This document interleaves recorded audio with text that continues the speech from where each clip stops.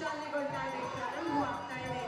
ತಾಯಿಗೆ ನಮ್ಮೆಲ್ಲರ ಭಕ್ತಿಪೂರ್ವಕ ನಮನಗಳನ್ನ ಅರ್ಪಿಸುವ ತಾಯಿಯ ಪಾದ ಪದ್ಮಗಳಿಗೆ ನಮ್ಮ ನಮನಗಳನ್ನ ಸಲ್ಲಿಸಿ ನಮ್ಮಲ್ಲಿ ಅಡಗಿರುವ ಮೌಢ್ಯತೆಯನ್ನ ಅಂಧಕಾರವನ್ನ ತೊಳೆದು ಸರ್ವರಿಗೂ ಒಳಿತು ಮಾಡುವ, ಸದಾ ಒಳಿತು ಬಯಸುವ ಸದ್ಬುದ್ಧಿಯನ್ನ ನೀಡಿ ತಾಯಿ ಅಂತ ಹೇಳಿ ಬೇಡೋಣ.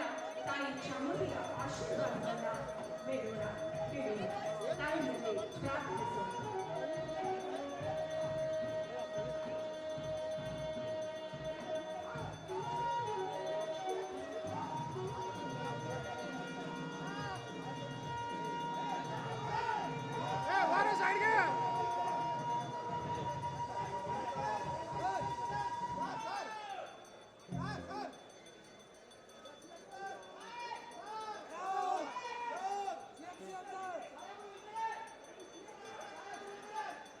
ಎಲ್ಲ ಗಣ್ಯರು ತಾಯಿ ಚಾಮುಂಡೇಶ್ವರಿಗೆ ಪೂಜೆಯನ್ನು ಸಲ್ಲಿಸ್ತಾ ಇದ್ದಾರೆ.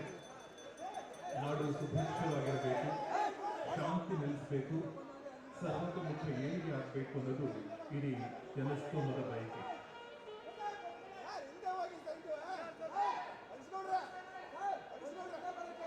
ನಮ್ಮ ಹೆಮ್ಮೆಯ ಸನ್ಮಾನ್ಯ ಮುಖ್ಯಮಂತ್ರಿಗಳು, ಉದ್ಘಾಟಕರು, ಗಣ್ಯರು ಸರ್ವರು ಕೂಡ ತಾಯಿಯಲ್ಲಿ ಪೂಜೆಯನ್ನ ನೆರವೇರಿಸಿ ಪ್ರಾರ್ಥನೆಯನ್ನ ಸಲ್ಲಿಸ್ತಾ ಇದ್ದಾರೆ. ಹಾಗೂ ರಾಜ್ಯದ ಜನತೆಯ ಶ್ರೇಯೋಭಿವೃದ್ಧಿಯಲ್ಲಿ ನಮ್ಮನ್ನ ಸಲ್ಲಿಸಿ ಪ್ರಾರ್ಥನೆಯನ್ನ ಸಲ್ಲಿಸಿ ಇನ್ನೀಗ ಕಾರ್ಯಕ್ರಮವನ್ನು ಉದ್ಘಾಟಿಸುವಂತೆ ಮುಂದುವರೆದಿದ್ದಾರೆ.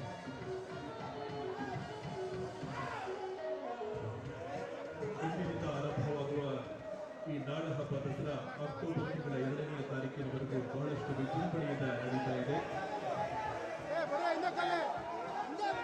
ನಮ್ಮೆಲ್ಲರ ಮನೋಭಿಲಾಷೆಗಳನ್ನ ನೆರವೇರಿಸುತ್ತಾಯಿ, ಸರ್ವರಿಗೂ ಒಳಿತು ಮಾಡುತ್ತಾಯಿ ಅಂತ ಹೇಳಿ ಬೇಡ್ಕೊಂಡ ಸರ್ವರಿಗೂ ಕೂಡ ಒಳಿತನ್ನ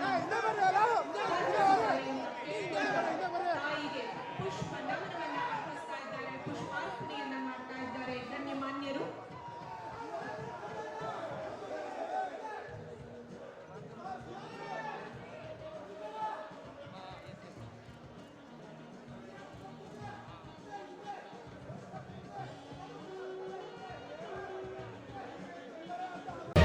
ಮತ್ತಷ್ಟು ಸುದ್ದಿಗಳಿಗಾಗಿ ನೋಡ್ತಾ ಇರಿ ಪಬ್ಲಿಕ್ ನ್ಯೂಸ್ 24x7.